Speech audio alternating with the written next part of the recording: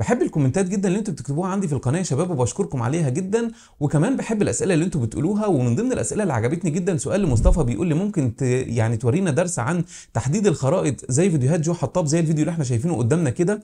فالنهارده انا جاي اقول لك على فكره تحفه جدا تقدر تعمل بيها تحديد الخرائط بمنتهى السهوله والبساطه.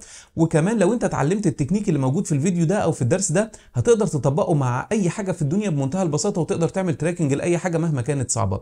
بس كل اللي انا طالبه منك دلوقتي انك لو مش مشترك في القناه تنزل تشترك في القناه وتفعل زرار الجرس عشان يوصلك كل الفيديوهات الجديده، وتتابع الدرس ده خطوه بخطوه لانه مليان تريكات مهمه جدا.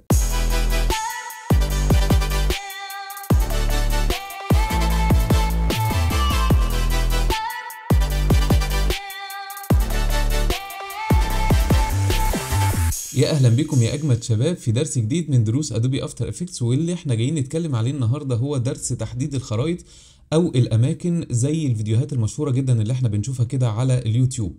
بس قبل ما نبتدي مع بعض في الدرس بتاعنا النهارده، حابب افكركم دايما ان كل الداتا اللي انا بشتغل عليها هتلاقوها دايما موجوده في صندوق الوصف او في الديسكريبشن تحت الفيديو علشان تقدروا تطبقوا اثناء الدرس. فخليني بدون ما اتكلم كتير كده نبتدي على طول في الدرس بتاعنا ونشوف هنعمل ايه. وعلى فكره زي ما قلت لكم مليان تريكات مهمه جدا، فيعني تابعوا الشرح لغايه النهايه علشان توصلوا لنتيجه مبهره جدا زي ما احنا هنشوف مع بعض دلوقتي. طيب كل اللي انا هعمله بعد ما دخلت على ادوبي افتر افكتس طبعا من بدايه الشغل كده، واحنا هناخد شويه تريكات مهمه جدا. كل اللي انا هعمله دلوقتي ان انا هجيب الفيديوهات بتاعتي اللي انا هشتغل عليها بالشكل ده. ده عباره عن الفيديو اللي انا هشتغل عليه دلوقتي اللي هعمله تراكنج. ومهم جدا هنا ما نعملش كومبوزيشن بالابعاد بتاعتنا، لكن مهم جدا انك تسحب الفيديو ده كده وتسحبه على الكومبوزيشن بالطريقه دي علشان ياخد نفس الابعاد بتاعه الفيديو بالفريم ريت بكل حاجه. ودي خطوه مهمه جدا لنجاح التراكنج اللي احنا هنعمله، علشان ممكن لو ما عملتش الخطوه دي التراكنج بتاعك يبوظ وما يعملش يعني النتيجه اللي انت عايزها. طيب بعد كده هاجي بعد ما نزلت الفيديو كده هدخل على القائمه بتاعه التراكر، ولو احنا ما لقيناش القائمه دي موجوده عندنا كل اللي احنا بنعمله بنطلع على قائمه الويندو من فوق، بننزل هنا كده بنلاقي قائمه التراكر.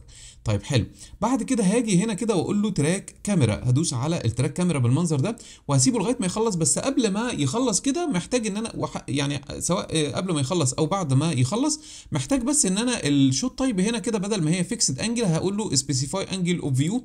طبعا دي بتديني يعني واقعيه اكتر في التراكنج اللي انا بعمله. لو على اسطح او على اي حاجه الموضوع بيطلع، او على حيط مثلا وحابب تعمل تراكنج، التراكنج بيطلع مظبوط جدا بالطريقه دي.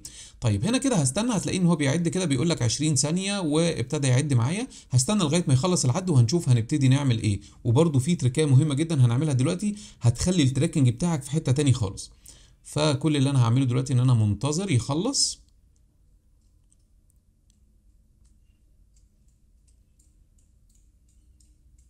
وزي ما احنا شايفين كده التراكنج ابتدى يتعمل عندي. ولكن بص بقى النتيجه اللي ظاهره هنا، عندك التارجت اللي ظهر كده كبير جدا. شايف التارجت اللي انا بحاول يعني ادوس عليه كده تلاقيه كبير جدا. اولا هنا كمان البوينت اللي عايز احددها صغيره، فلو انت عايز تكبر التراك بوينت تقدر تيجي على التراك بوينت سايز هنا كده وتكبر حجمها شويه علشان تشوفها بشكل اكبر شويه.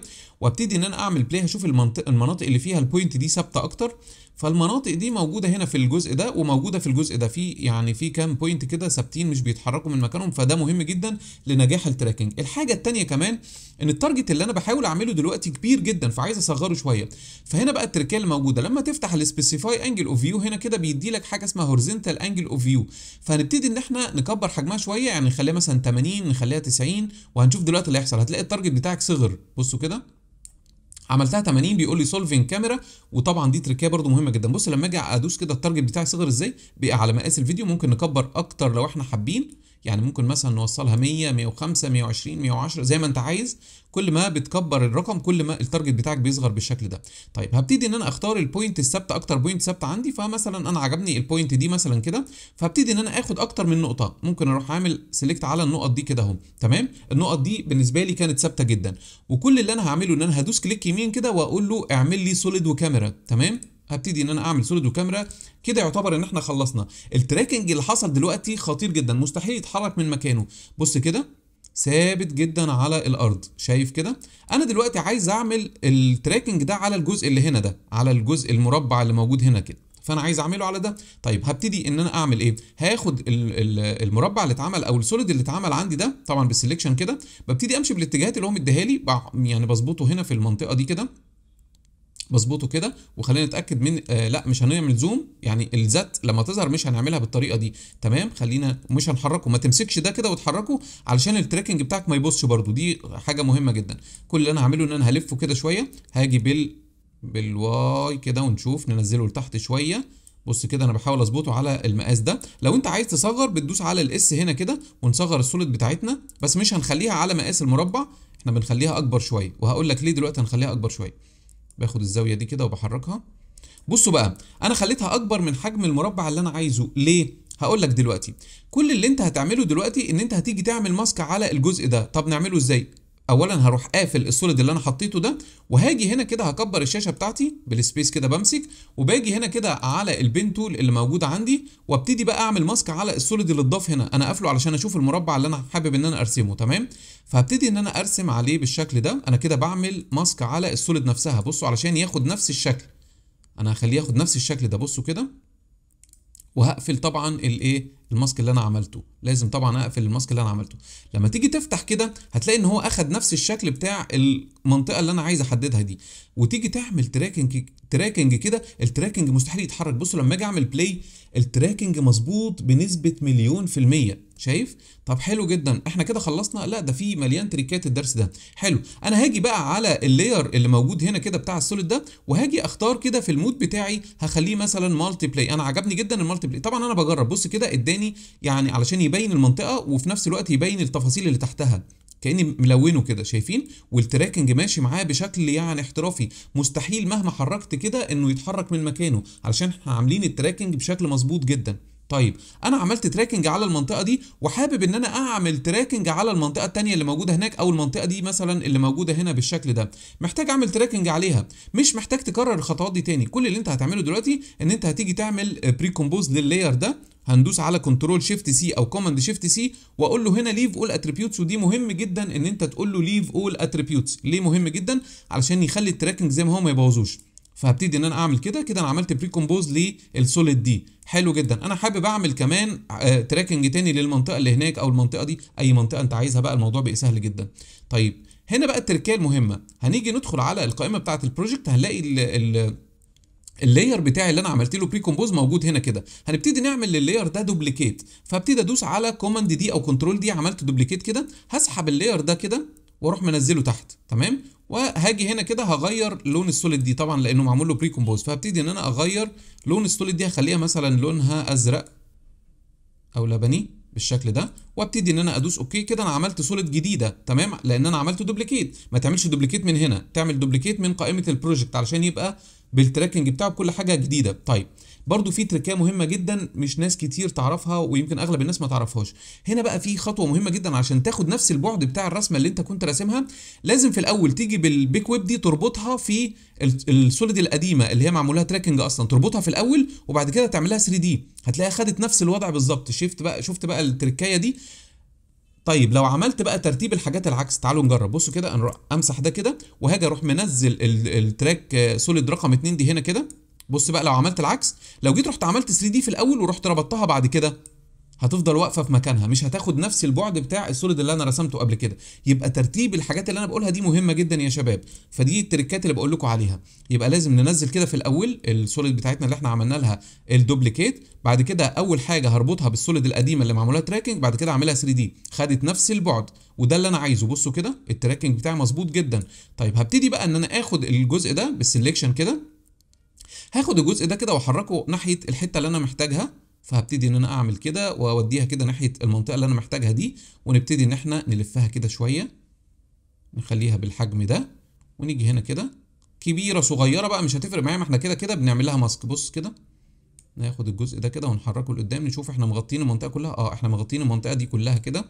هنجيبها بس كده، لازم اغطي المنطقه كلها كده بالمنظر ده. بعد كده هقفل اللاير ده وهبتدي ان انا ارسم ماسك على المنطقه اللي انا محتاجها. فنيجي هنا كده بالبين تول بتاعتنا، فين البين تول؟ اهي. هنبتدي ان احنا برضو واحنا عاملين سيلكت على اللاير الجديد اللي هو معمول له تراكنج، هنبتدي ناخد المنطقه دي كده. بصوا كده انا هحدد له المنطقه دي، انا كده بعمل ماسك اهو عشان يبقى مرسوم عليها بالظبط.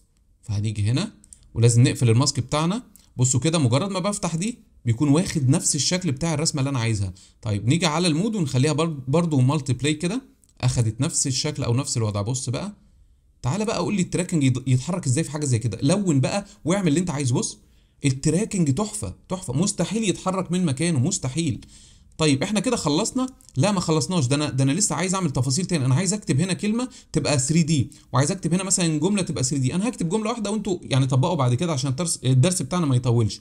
والحاجه التانيه زي ما شفنا كده في الفيديو بتاع جو حطاب، الخريطه هنا بتترسم، اللون ده بيترسم. طب يترسم ازاي؟ تعالوا نشوف. انا هاجي على اللون اللي انا عامله ده كده، هدخل عليه بالشكل ده وهخليه يترسم ازاي بقى؟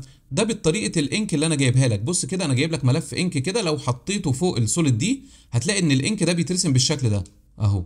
شايف كده؟ ممكن ان احنا نسرعه شويه، فهنيجي نعمل كليك يمين ونقول له تايم، ونيجي هنا كده على التايم ستريتش ونخليه مثلا بدل ما هو 100 هنخليه 50، ونيجي ندوس اوكي. كده بقى اسرع في الطلوع بتاعه، هيبقى بيطلع بالشكل ده. طيب انا عايز اطبق الطلوع ده على السوليد بقى، فهاجي تعمل ايه بقى؟ هتيجي على التراك مات هنا كده، هتربط السوليد اللي انت عاملها دي بالانك كده اهو. تمام. طيب هو كده مديني الفا، هغير العلامه اللي هو مديها لي الالفا دي، هخليها لوما وهاجي اعكسها خلاص، فهتلاقي ان اللون ابتدى يترسم عندك بالشكل ده. شايف؟ حلو. لما تيجي تطلع بره هتلاقي انه الخريطه لما تيجي تترسم بتطلع بالشكل اللي احنا شفناه كده في الفيديو بتاع جو حطاب. شايف؟ طيب انا عايز دي تظهر متاخر شويه، تظهر هنا، فاروح مزحزحها كده لورا، وهاجي دي كمان تظهر هنا، ونفس الكلام هعمله في دي، بس احنا بنطبق على واحده علشان الدرس ما يطولش اهو. فهيجي هنا كده وهيبتدي يرسم الخريطه. طب انا عايز كلمه تظهر، خلاص احنا مش محتاجين دي، ممكن نرجعها لورا، او خلينا نطبق على دي بس دلوقتي مؤقتا. انا عايز كلمه دلوقتي تظهر هنا في الجزء ده كده، او كلمه تبقى مكتوبه على الجزء ده.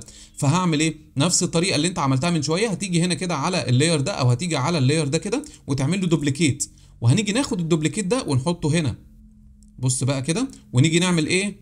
كلكم طبعا عارفين، كلكم عارفين طبعا. انا لما عملت الدوبليكيت انا مش محتاج الكلام ده خلاص، انا محتاج، ومش محتاج السوليد كمان، انا محتاج اكتب هنا كده اي كلمه انا عايزها. فهاجي هنا مثلا هكتب سوري نكتب بالانجلش، خلينا نكتب مثلا بليس 1 بالشكل ده، ونيجي هنا كده ونكبرها.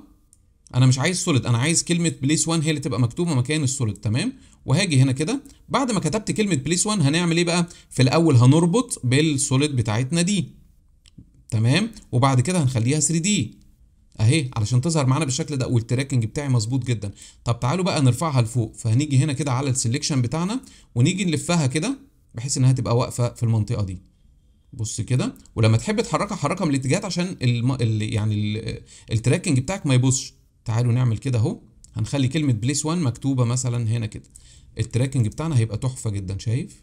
ثابته في مكانها بدون اي مشاكل، بدون ما اي حاجه تتحرك او تتغير من مكانها. يبقى ده لو حبيت تكتب كلمه على الكلام ده.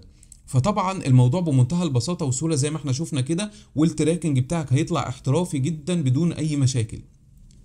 طبعا بتمنى الدرس بتاع النهارده يكون عجبكم، ولو عجبكم يا ريت ندوس لايك على الفيديو ونشير الفيديو في وسائل التواصل الاجتماعي علشان الكل يستفيد. وكمان اللي لسه ما اشتركش في القناه بتمنى ان هو ينزل دلوقتي يشترك في القناه ويفعل زرار الجرس عشان يوصل لكم كل الفيديوهات الجديده. شكرا لكم واشوفكم في درس جديد من دروس ادوبي افتر افكت.